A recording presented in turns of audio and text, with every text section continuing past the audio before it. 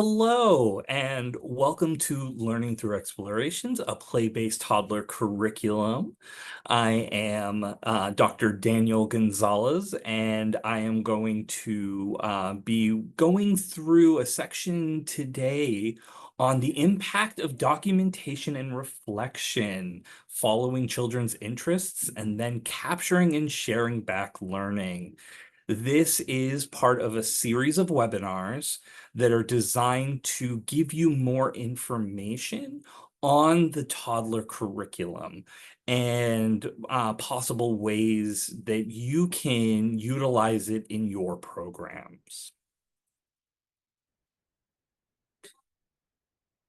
So the agenda for today is we're going to talk a little bit about what documentation is, how documentation operates, and then we're going to go into pieces that we have in our curriculum that you can utilize. So things like the reflection tool, our weekly curriculum forms, certain reflection questions, etc., to be able to, use this curriculum that best fits your toddler program. So the definition of documentation as we at Neighborhood Villages uses it is as the practice of observing, recording, interpreting, and sharing through different media the processes and products of learning in order to deepen learning. One of the defining aspects to this is the observation component, right? You can't have documentation unless you're actively observing it. And then it's how do you actually take that information and interpret it so that you can utilize it in various ways. So why do we observe and document what children do at school? There are a myriad of reasons that we do this. Um, as, you know, as a career early educator, this is one of the most defining skill sets that we need in order to make sure that we are doing our jobs, but also making sure that the children are getting what they need, right? Both from a care-based piece and a curriculum piece, so that they grow and learn and experience new pieces. Now, again, there's a wide variety of different reasons why we would do this, right? First of all, it's because children are smart, they're capable, they're interesting, and we can actually learn from them, right? I take data all the time, and one of the things that I do as my role here as an early education coach is seeing what they're interested in. What are they capable of? And they're all capable of amazing things. It's also to learn about their lives, their interests, and plan curriculum based on what they teach us. The fact is that every child lives a little bit differently. They all come from different backgrounds. They all come from different home lives. And they all experience the world a little bit differently. So once we know about what their interests are and who they are as children and as people, we can then plan our curriculum based on what that information provides us. To get more information on challenging behavior, one of the defining aspects of working with toddlers is their behavior. It is challenging. They are learning consistently. But as they're learning, they are wanting to participate in more, they're wanting to do things more, and they're learning to become individuals. And as a result of that, challenging behavior develops. More frequently than not, toddlers is one of the toughest age groups to work with in regards to challenging behavior. But once you understand why they're doing something, right? Then you're able to adjust to their needs and their wants, to understand, track, and assess their learning and development. 80% of our job in a lot of ways. Once you get past the physically being in the classroom, it's also to understand their learning and development, right? This is the piece that parents want all the time. They want to know, what are they learning? How are they developing? Um, to me, this is one of the biggest aspects of the job, because you need to be able to track this information and um, move their development along. And also, it allows us to not just observe and record, but also to record their ideas. We want to make sure that we showcase our deep respect for them as children. Children, historically have been known to be under-respected in our society. And we want to make sure that we are showing that through our observations and our recordings, um, that they are respected, they are loved, and that they are people too. So the first real piece that we've developed as part of our documentation is what we call our learning experience reflection tool, or what we call as an LE reflection tool. These learning experiences that are showcased in other webinars are designed to allow for documentation and reflection. We encourage it. In fact, we highly encourage this reflection tool to be utilized. You can use it in a myriad of different ways, but it's designed to either be used after each learning experience, or at the very least on a weekly basis to reflect on your previous week. It's designed to be flexible. And it's designed to give you real world feedback so that you can plan accordingly the next pieces, whether that's the next week, whether that's the next 2 weeks of curriculum. In order to use a reflection tool like this, you require really strong observation skills, because you are going to be observing every learning experience and understanding what it is that they are enjoying, what they're not enjoying, what are they learning, and making sure that you have a keen eye is probably the strongest piece to this. I find more frequently than not educators that are up and coming that are learning these observation skills. This is one easy way to be able to do this and develop that skill set. Now, we do recommend having either a copy, various copies, or a laminated copy on a clipboard, so that you can jot stuff down throughout the week and you don't have to think back to it. So let's dive in a little bit into what the actual reflection tool looks like.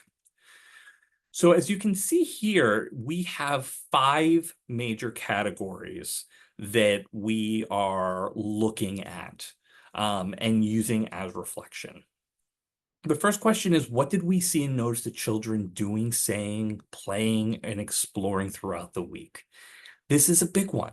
A lot of times we don't reflect on what are they actually doing? What are they actually playing with, right? We do a lot of things on development, but we always forget about what did they really enjoy? What were they not enjoying? Was there something that was unusual that maybe we can extend into the next week? The second question is, what do we think children were learning throughout this week? It's a little bit different than what are they doing and saying and playing with, because now you're starting to link information that we gathered in that first question into information that you can use to develop curriculum. right?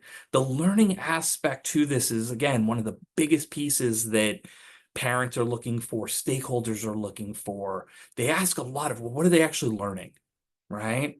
Well, we can actually develop that based on what we see and notice. The next one is, what are the learning standards and objectives that have been met? And also, what are the anti-bias goals as well? As you know, if you have done another webinar with us, or if you have gone through our curriculum, then anti-bias is a significant component to this curriculum. Um, we want to make sure that we're seeing what actually has happened, right? Now, our standards and objectives do change depending on what state, what country you live in. I'm based in Massachusetts, so I go based on Massachusetts standards. But you might also be going based on, say, NACE accreditation standards. There's a lot of different standards that we look into. So you are going to use your standards and objectives along with our anti-bias goals to develop an idea of, what have we achieved throughout the week? Have we achieved anything, right? There's always some standard or objective that's been met. It's very rare that I see a week where we haven't done something. So you want to make sure that while you are, you know, looking at these pieces, you want to make sure that you have those written down. You might need that information for later pieces that you will be utilizing. If you're utilizing tools like TS Gold, for instance, you might want that data so that you can put that data into TS Gold. The next is, what are we wondering about their learning, right? Sometimes we see something and we're like, huh, what's going on? In those moments, I want to make sure that I'm writing down, wow, what's going on there? I want to know. I want to know information. Oh, how do we do this? How do we not do this? I apologize. I moved the slide ahead. But that's okay. So we'll switch gears a little bit into what we're talking about now, which is our weekly plans.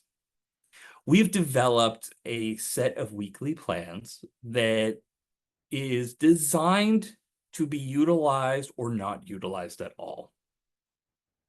When I look at our weekly plans, they're designed for programs that maybe don't have a really good might not have a really good format. They might, struggle with coming up with different areas. We've developed a blank version of this. Now, the version that you're seeing on the screen here is one that's filled in. It's a sample version for you.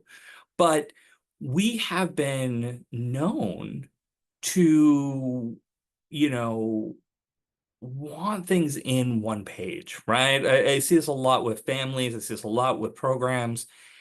And this design allows us to be able to do that. So things like welcoming, right? Our whole group activities, our learning experiences throughout the week, materials that are needed, our outside time, our read alouds, our questions to reflect on, our transitions, and our reunions and family engagement is all included on these forms. You'll find this in the curriculum. You'll find a blank copy as well as 4 sample copies for each experience and exploration, so that you'll be able to bring these to your programs and know how to use them. Again, this is something that is an optional piece. Again, you can utilize it, you cannot utilize it, you don't have to. Again, if you're using a program like TS Gold, they have, versions of these that you can utilize, but it's available to you for use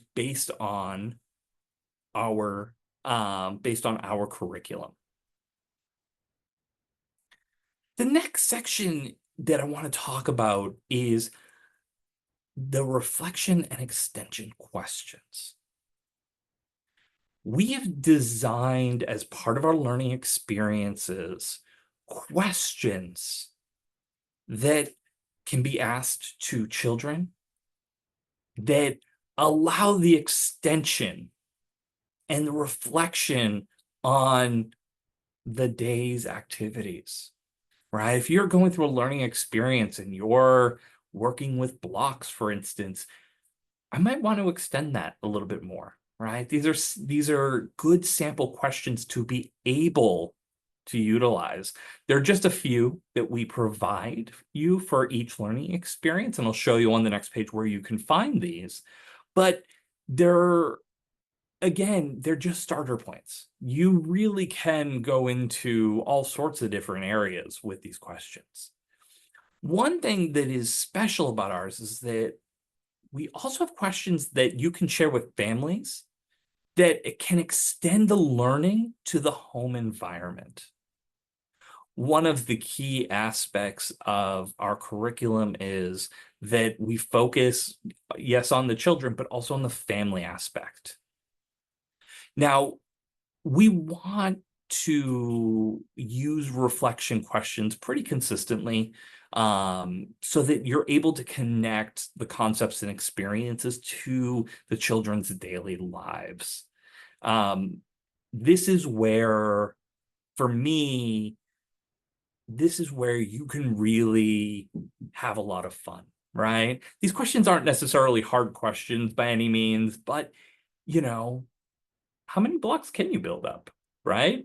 I mean, that could be a question. Do we see any construction, do we see any construction cars on our way home? These are all pieces to that puzzle that we're able to help extend that learning, regardless of whether or not they're able to speak yet, right? Just because they're not able to speak doesn't mean we don't ask them questions. I ask toddlers all the time questions. They might not be able to have the, they're not going to have the greatest answer all the time, but it gives me information, right?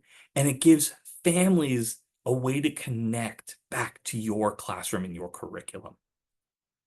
Now, this is where you can find it. This is on the second page of a learning experience. Now, you get, I believe there are about 15 to 18 learning experiences depending on which exploration you're in, and they're double-sided. So this is actually the second side of that. You can see where my wonderful yellow arrow is, that is where our reflection questions are posted, right? What did you build today? How did you decorate your house? How did it feel to build in a living space? These are good sample questions that toddlers can dive into. And over time, and as their vocabulary expands and as they develop, they're going to be able to answer those questions. And you're going to get more information in regards to how that works. Now, you can also see directly above, it's two pieces up where it says family engagement. On the third piece down there is the questions for families to ask their children. I love having those questions available. Again, not every family feels comfortable. And when they don't feel comfortable asking questions about a child's day, I want to help them out in some capacity. So it's something that we can provide them to be able to have those experiences and extend those experiences into the home life, because we're only part of their journey. The other half of their journey is at home. Next, I want to talk about our learning journey book concept. It's not a new concept. Learning journey books have been around for, I want to say 30, 40 years in some capacity, but we've really been able to, in the last probably 20 years or so, be able to really delve into a learning journey book that provides children with a way to reflect back on what they've been learning and what they've been gaining over time. Learning journey books take various forms. These are just two examples. I'll show you a few more in a few minutes of different ways you can go about it. But nowadays, with digital technology, we can snap a few photos and we can showcase what's been happening in our classrooms, right? These learning journeys are designed to be sometimes individual, sometimes group activities. You can modify them as you like and as, as you go to be able to showcase to parents, to administrators, to other teachers, to the children themselves, all these amazing things that are going on in your classroom. I had a classroom recently that would create a book similar to this and would post and would put that in their book area so that so the children, if they want to read it, they had that ability to pull it out and read that book and they could see all these photos and it was really a beautiful way to go about it. So, you know, it's based on our documentation component, though. We have to collect this information. So, in order to create a learning journey book, you need some information. You need photos. You need other documentation. Direct quotes from children are wonderful. Children's artwork, great, and make this something that you do regularly so that you can showcase it. We want to show our classes learning journey over the course of a week, 2 weeks, 4 weeks. It depends on how long they go on. They might be in an exploration for a while because they're really interested in boxes, for instance, and that was what they're doing for 2 weeks. So you want to be able to show this information.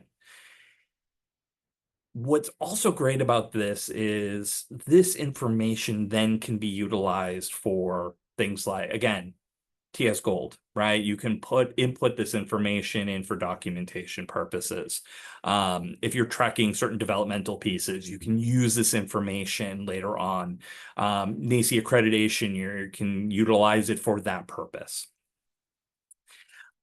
There's a couple of these that I love to show. This is one of them. And it really showcases some documentation. And you can see on the left-hand side here, this, wonderful little girl who's really, really, really interested in these stone blocks.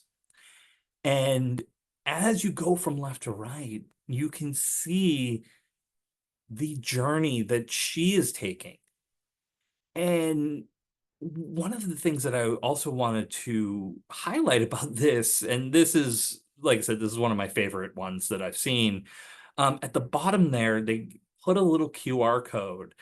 It's not functional now, but it was designed at the time for families so that they could receive this information in a digital format, right? So that you can, scan that QR code and get a copy of it. Right. So if you saw your child there and you want to showcase it, you had that ability then to send that outward as they go. Or you might want to showcase more photos from this or more documentation from it. It was a really cool way to do this. And this was something that was posted up on a wall. It was really well done. It's again one of my personal favorites as we go. This is a different way to do an exploration. This was done in, I believe, Google Slides. You can see it was mirror exploration. It looks like a lot of fun to me. But really getting to see her journey of using a mirror, right? Picking it up, there's smiles going on, there's different ways and different ways you're looking at it and different ways to talk about this. Now, again, these are just a couple of examples. There are a myriad of ways you can go about this. We give a few examples here. You can always reach out to us as well if you want more different types of examples. I highly recommend this, this ability to document in this capacity because it allows you to not only showcase a really cool activity for families and, showcase the learning and everything else, but I can look at this situation and I can use this to document her learning, right? I can see it. It's palpable. I could use this data and, talk about her development as she goes. We've included an implementation tool to assist in the implementation of the curriculum for you. You'll find this in the full curriculum. I believe it's in the first section. It's about curriculum's about 466 pages, so I think it's like 30 pages in, I want to say. Something along those lines. This implementation tool is designed specifically with teachers and administrators in mind in terms of how to introduce, but then also to maintain our curriculum. Again, it is an optional tool. It is really well crafted, and I'll show you a sample section in a second in terms of how you can kind of utilize it. But we do recommend running it at least every 4 to 6 months, really so that you can see where you can focus your time. More often than not, you'll see areas where you might not have done it in the past too much. Maybe the kids just weren't interested in an area that, you wanted to focus on, which is fine, right? It happens. But it gives you real information so that you can then go and say, you know what? I'm going to really maybe focus a little bit more on, say, reading aloud, or having that ability to look at it and go, we really do well in this area, but we're really struggling here. Let's focus on this. This is just one section of that implementation tool. I believe it's about 9 pages long. And this one's on whole group gatherings. And you can see it's set up so that there are educator practices that you can look at, right? And it's pretty standard. It's either you're doing it or you're not doing it. And then if you want additional evidence, where you can write it in on the side, you can write that in as well. Again, you might not see all of these in one implementation setting.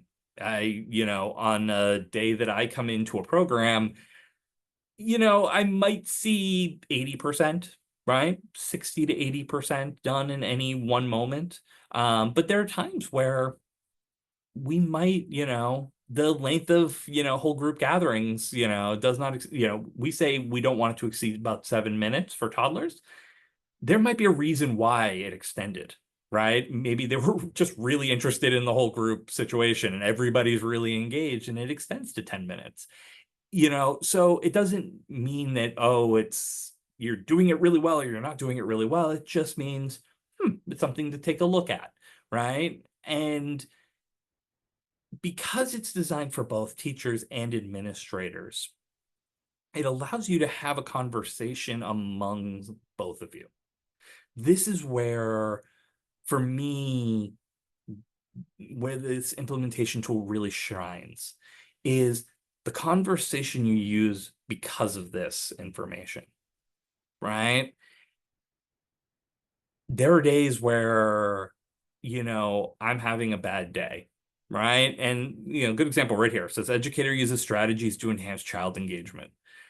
If I'm having a bad day and I'm not, extending as much as I normally do and not really as enhancing, maybe I got out of bed on the wrong side of those, that morning, or I'm sick, or, things like that.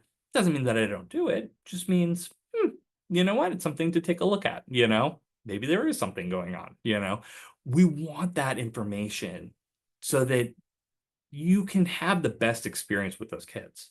That's really where this comes into play. Um, it's probably my personal favorite part of documentation is the implementation guide and I'm sorry, implementation tool as we go. So I wanted to thank you guys for joining us today. We want to um, encourage you, come visit our website. There are a variety of other webinars that are available to explore the curriculum. There's the link here. The QR code is for you to be able to download the entire curriculum. So I highly recommend it. You are always welcome to reach out to us anytime. We are available to assist you in the implementation process. Thank you very much. Have a wonderful day.